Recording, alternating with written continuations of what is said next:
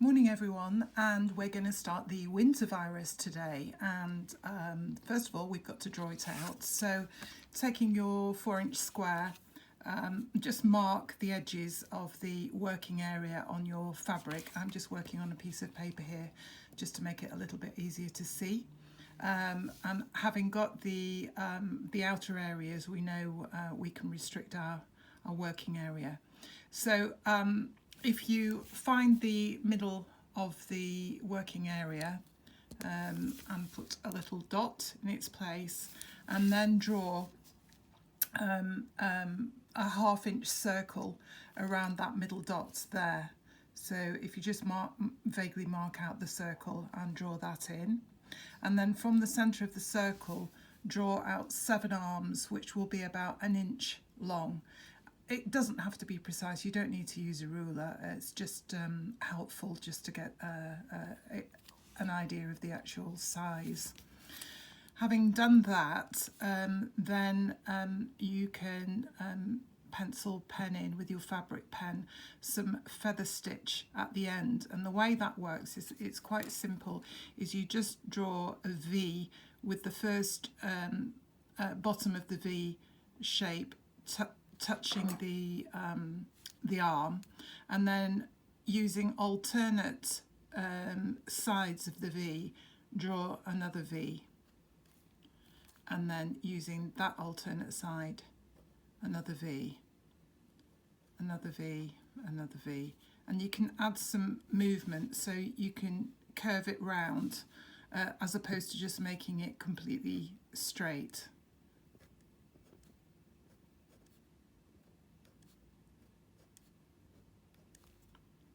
Okay, and so just bearing in mind the perimeter, this one we could have taken this more into the corner, but again it just depends where your arms are. If you put 7 arms in, that should just about do it. So having drawn that out on your fabric, please select your colours.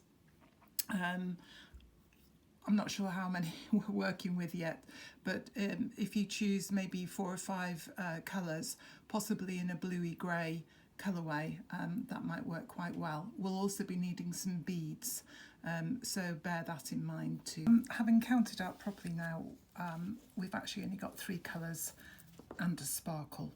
So this is going to be the main colour. We've got some highlight in the white and some extreme highlight in the dark, and then some pretty stuff with the sparkle, plus we need some beads. So these are my bead jars here. There's lots of lovely beads in here, so if anyone wants any dropping off, I could do that. Some pretty colours, and then I have some other random bits in this jar which have come off other projects or necklaces. Here's my lovely mouse on the top, if you like him. He had a little bit of gilding added. I decided he was going to be a very exotic mouse at some point, so I added a little bit of gilding. And this is an old coffee jar, which are very handy.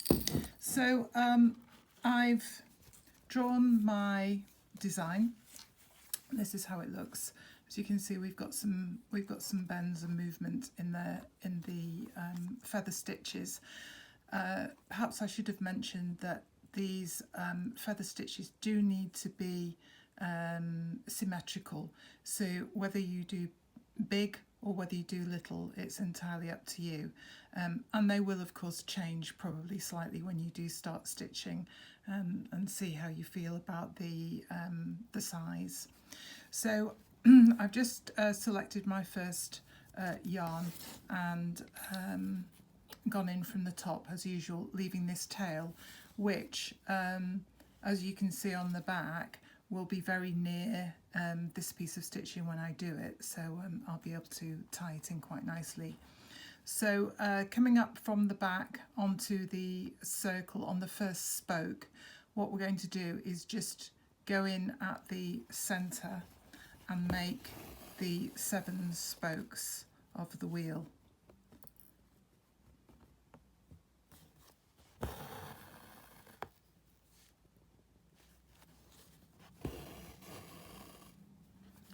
be pleased to know I've been out for my dog walk early this morning and met a man with two huge Rottweiler type dogs that were on really short leads, and my dog was not on his lead. He was running about being nice, and he said, "Whose is that dog?" I said, "He's my dog." So he said, "Well, my dogs don't like dogs." And I thought, well, that's ridiculous. But anyway, I picked mine up because his did look rather fierce. So that wasn't terribly pleasant. Don't understand why people have dogs and then they can't trust them with other dogs. There's no point at all whatsoever. And the birds were all singing. The woodpecker was doing his thing, and the thrush. So I've now got the river walk, where at the beginning there's the blackbird, and then I go through the little wood, which is now woodpecker wood, and each bit of the journey seems to have its own bird. Right, okay, so we've now done the magic wheel in the middle, and we're going to carry on with that afterwards, but we're going to continue at the moment while we've got the blue on the needle to do stem stitches, which we've done before, up all of these arms to the beginning of the feather stitch. So if we make small neat stitches in here, leave that a little bit loose to come back up through the middle on the line, not through the wool but on the line.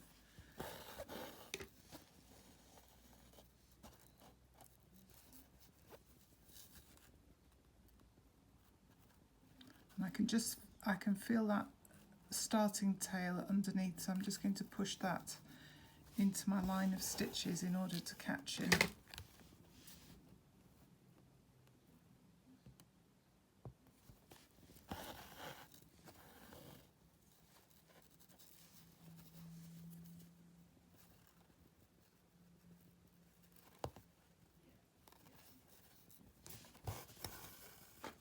Apologise for the state of my hands. I have difficulty with my skin, and I've got another split occurring on my thumb at the moment, which is why I've not been stitching for the last couple of days, to try and give my hands a bit of a rest.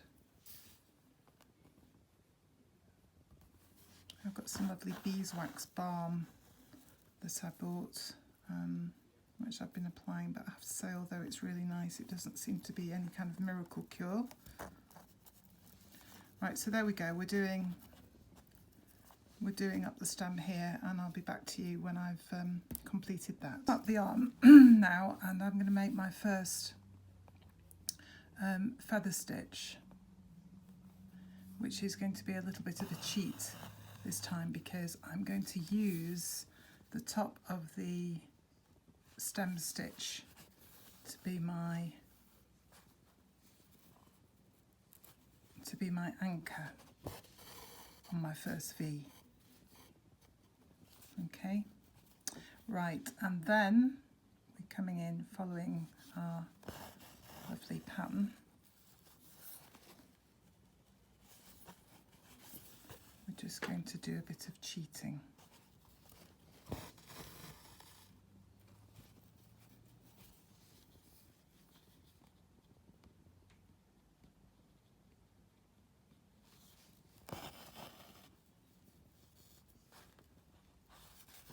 Underneath that one, and in here again, trying to keep them as symmetrical as you can.